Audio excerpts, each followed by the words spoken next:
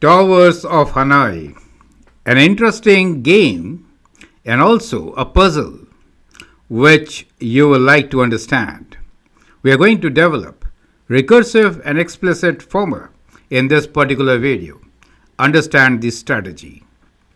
In case you want to learn from me, you can join my classes by sending an email on the address given. Let us enjoy the journey of learning with success. I am Anil Kumar.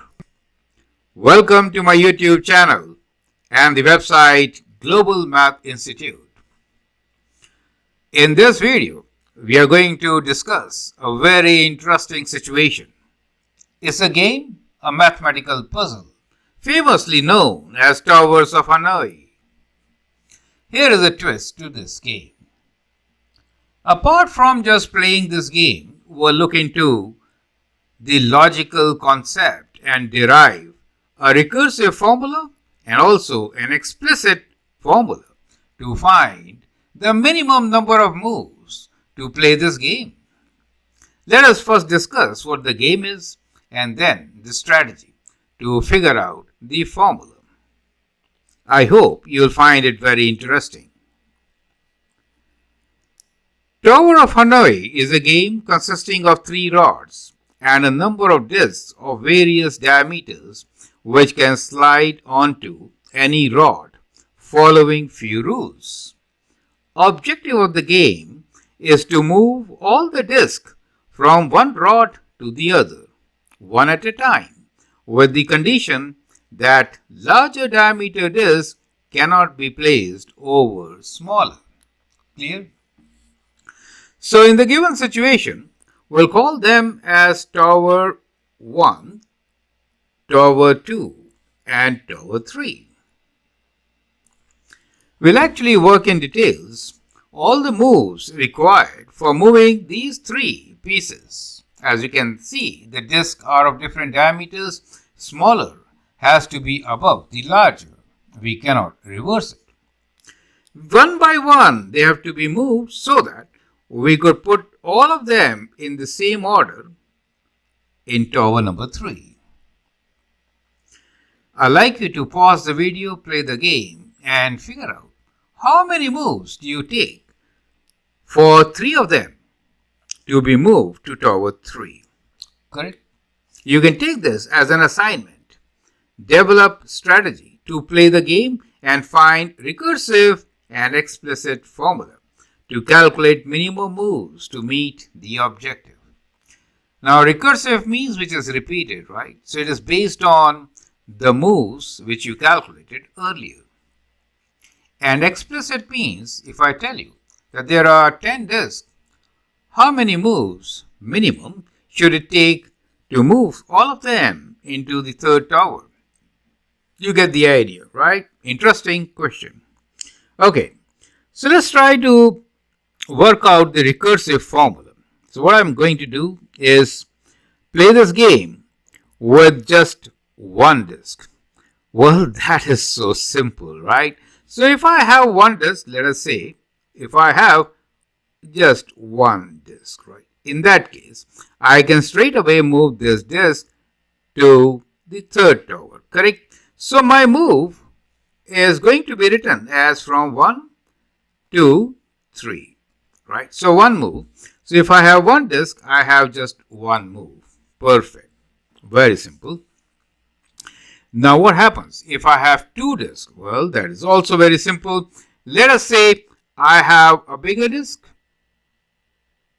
and a smaller disk. Right. So in that case, how can I move these to the last tower?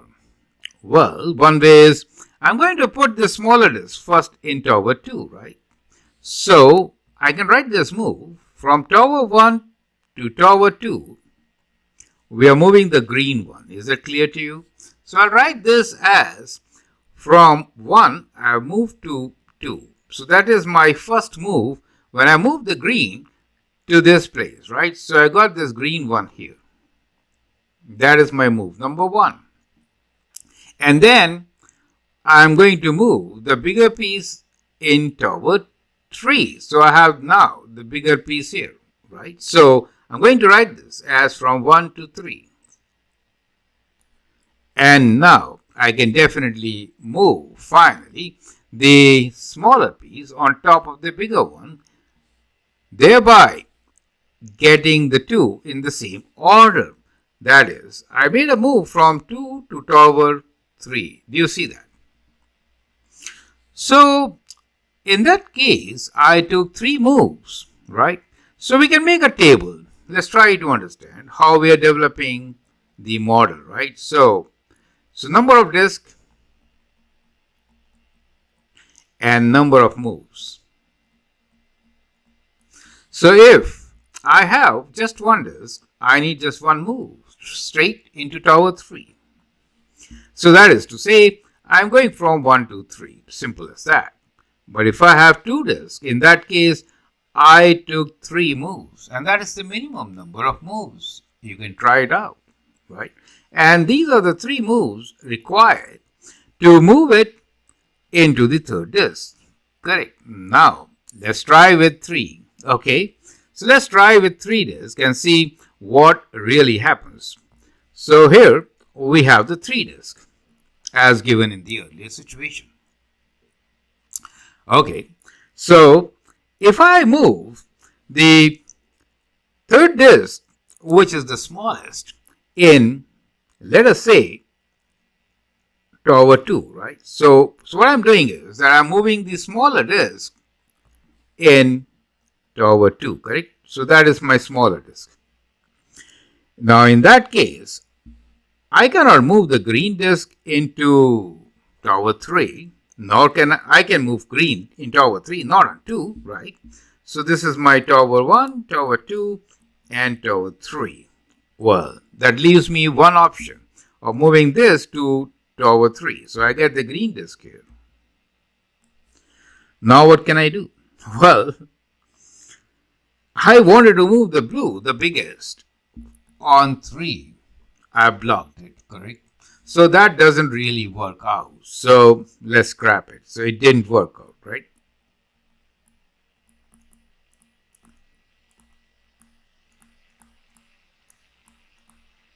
So our move, placing the smaller one in tower 2, did not really work out. So let's try it again, right? Okay. So what we will do now is that we'll place this smaller disk in tower 3. So let me write down the moves. T1, T2, and T3 are the 3 towers. With that move in between, what didn't work out, we saw that there could be many moves which will not work out, right? So in this video, we're trying to give you the best moves. So the first move is moving from tower 1, and that is the orange one. So let me use that color with the involved disk, and we moved it to 3. Okay, and then I have to move the green in tower 2, right? So from 1 to tower 2, I'm moving this green disk.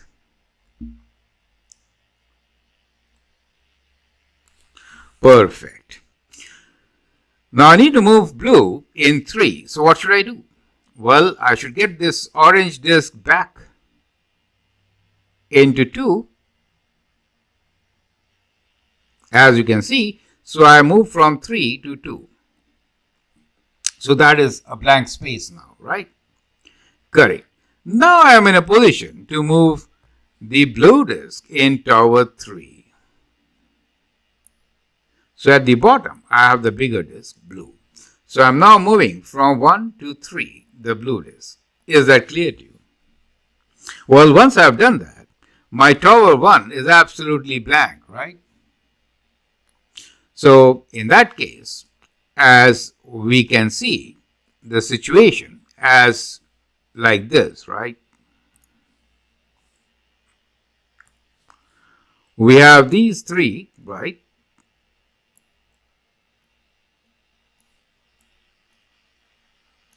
And we have already placed the blue disk at the bottom.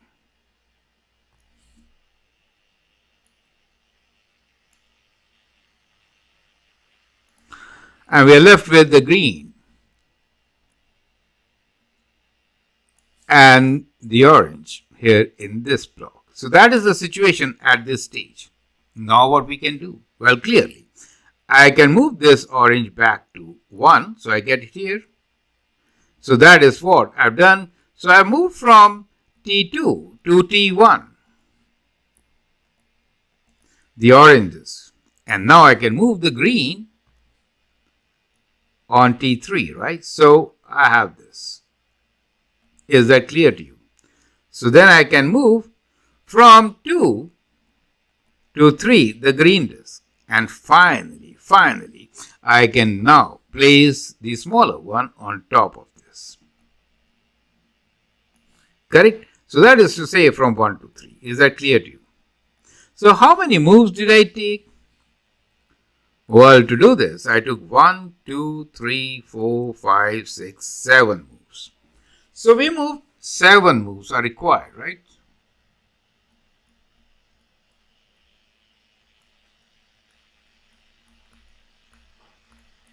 Is that clear to you? Correct. Let us summarize the number of moves with the number of disks. Let's make a table once again to analyze this particular situation, right? So, in short, let's make the table here with the number of disks and the number of moves. When we had 1 disk, we needed 1 move. With 2 disks, we needed 3, right? And with 3 disks, we needed how many? 7. You get the idea. So that is the kind of pattern which we are looking at. Can you predict what will be the case when we have 4 disks? That is what we need to predict. So we saw that with 3 disks, moving all the 3 from here to that place was 7 moves. But suppose we're looking at the case with 4 disks. In that case, you could think about a bigger disk, let's say a very small disk on the top, right? Let's say this becomes the 4th disk, right? In that case, what happens? Well, then the idea is that we should actually get the biggest here, and then we should get the rest 3 on top of it. Correct? So to get the biggest here, what we could do is we could move 3 first to tower 2. You get the idea. So we're trying to develop the recursive model. So what we do here is that we move these 3 first to tower 2. So now, in how many moves will I be able to do that? So I have the smaller one. I have this orange one, right? And I have this green one. So moving 3 disks from tower 1 to tower 2 will take how many moves? It is going to take 7 moves, right? We just figured it out. So let us say that we have a situation that all the 3 have been placed in tower 2. And now we are looking into the number of moves required to place 4 in tower 3. You get the idea. Perfect. So what we'll do is we'll put this bigger disk here and then move 3 in that situation once again. Do you get the idea? Okay, let's look into this situation once again. So what we did is we have to move 4 disks to, again, let's move 4 disks to tower 3. And I'm putting a small disk here so that we have these 4 disks, right? Correct? So, what we will do first is, we are going to move the 3 disks, which are these 3, into tower 2, right? So, we have a situation that we have a small disk, the orange disk, and the green disk. These 3 from T1 to T2. So that moves 7 moves, correct? And now we'll place the blue disk here. So that becomes the 8th move, correct? And then we'll put all the 3 on top of this, means plus 7 moves. You get the idea. Plus 7 moves. We'll be in a position to do that, correct? So how many moves in all did we do? So we have 7 plus 7, 14, and 1 move here means 15 moves, right? So total of 15 moves. You get the idea, correct? So now we have 15 moves, correct? So what we are seeing here is, let's make and do it. Let's say we have 4 disks now.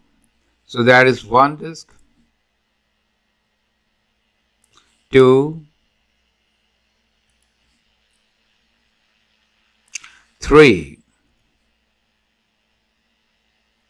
and 4. To move all these 4 disks to tower 2, what are we going to do? First, we are going to move the top 3 to tower 2, right? In 7 moves. So 7 moves. We are going to move, and the situation will be, we have the red one here,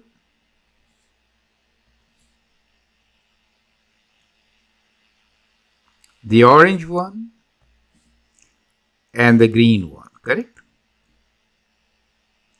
So once we have it, then we're left with only the blue one, correct? So this blue one will be moved here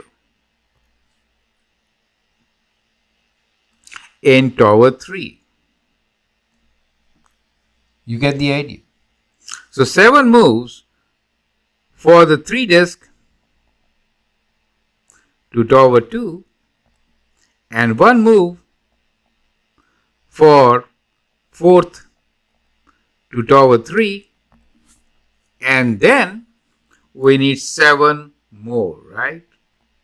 To move all these 3 on top of that.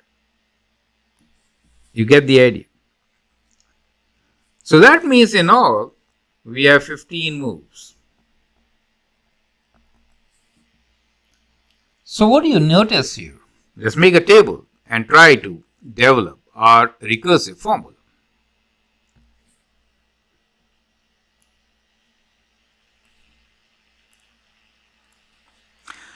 So we'll work with the number of disks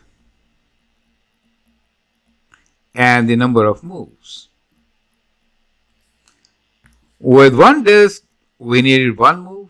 With 2, 3 moves. With 3, 7. And with 4, 15. Do you notice the pattern? See, for 15, we realized to get 15, we had to do that 3 twice, right? So 2 times 7, and then we had 1 free move. So that is 15. Now, if I do 2 times 3, which is 6, I get plus 1, which is 7. And 2 times 1 plus 1 is 3. You get the idea. So the general rule could be what? If there are n disks, then we need 2 times n minus 1. Do you see that?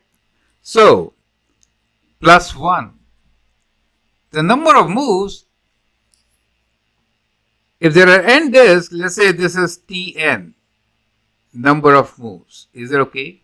Then Tn plus 1 is equal to 2 times number of moves in previous plus 1. You get the idea. That is how we are going to develop this pattern. Right? So let's summarize this pattern now. So I'm again writing this here for clarity. So here we have number of disks, number of moves.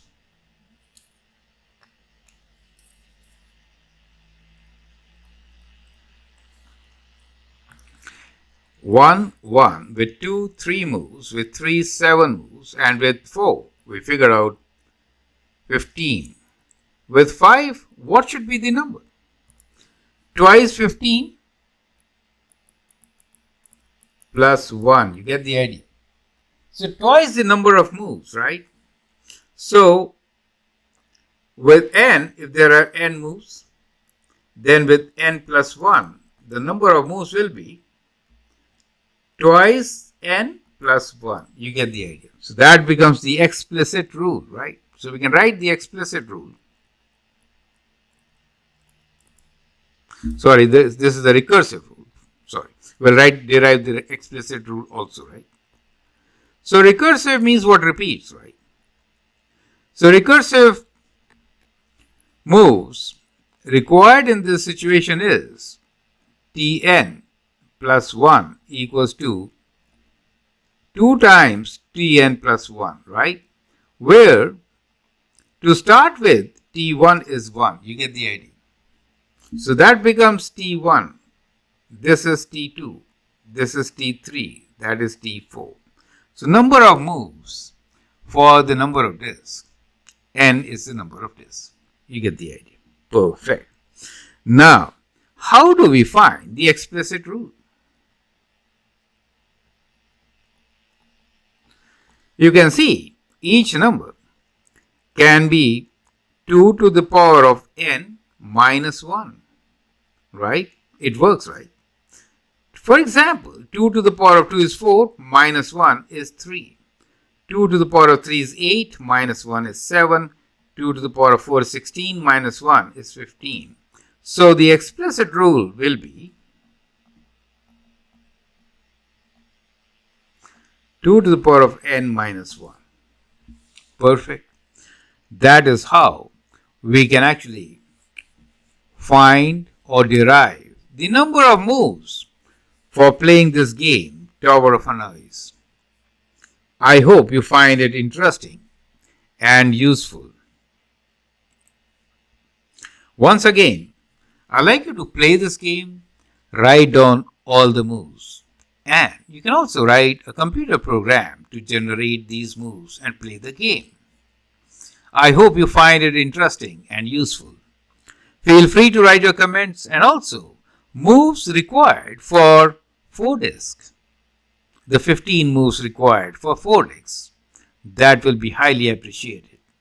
Thanks for your time and all the best.